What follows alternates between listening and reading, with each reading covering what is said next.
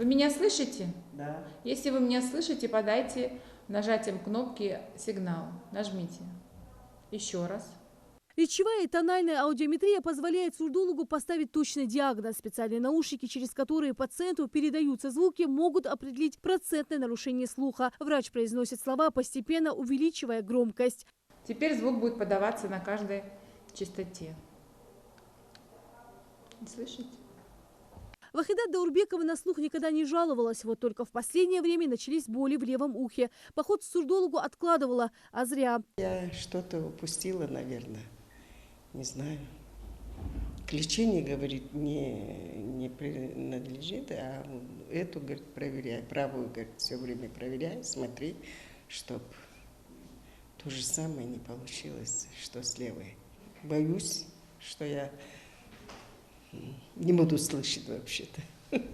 Основные причины проблем со слухом – это чаще всего обострение хронических инфекций, краснухи, кори, свинки, менингита, а также вредные факторы окружающей среды. Человек даже может не замечать этого, но у него возникает шум, небольшой боль в ухе. И прогрессирующий приводит это к тугоухости. Это уже будет называться приобретенной тугоухостью. Так как эта тугоухость имеет свои же степени, первую, вторую и третью степень. Самая тяжелая потеря слуха возникает, конечно, в возрасте, и она бывает третьей, четвертой степенью. То есть человек уже вообще ничего не слышит, не может адекватно реагировать на обращение, на работу. Очень часто люди приходят с серными пробками. Это, как говорится, бич нашей работы в плане того, что где-то процентов 50-60 всегда приходят с закупоркой слуховых проходов, серными массами. Соответственно, снижается слух, возникает боль в ушах.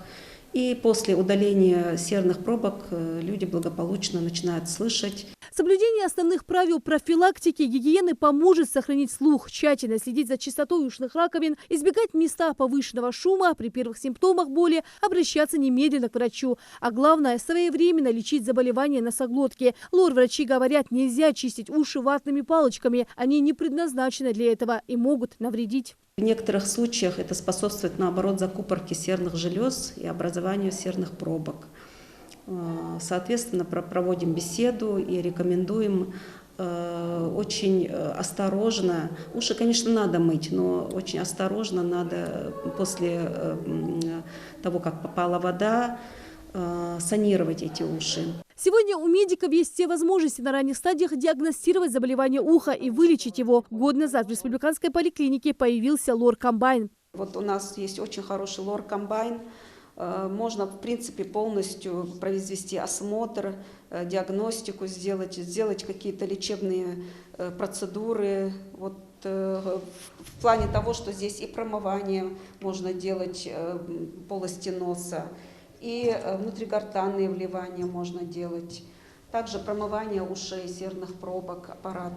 Вокруг нас много шума, что тоже может навредить ушам. Проблема слуха приобретает глобальные масштабы. Особое внимание сегодня, медики говорят, нужно уделить современным гаджетам, телефону или наушникам. Нам кажется, что это безобидная техника. Мы начинаем слушать на громкую музыку или с кем-то долго разговаривать. На самом деле наш слуховой аппарат в это время находится под огромным воздействием, и мы можем даже потерять слух. Многие наушники музыкальных проигрывателей способны создавать звуковое давление в 120 дБ. Это крайне опасно, поскольку шум, превышающий 110 дБ, лишает нервной клетки оболочки, что затрудняет передачу сигналов от ушей к мозгу. По данным специалистов, более 1 миллиарда молодых людей в мире могут быть подвержены такому риску. Молодые люди часто не обращаются за помощью к врачу с заболеванием слуха и не идут вовремя обследоваться, проверяться. А это очень опасно, так как с возрастом нарушения слуха могут прогрессировать, и человек может полностью потерять слух.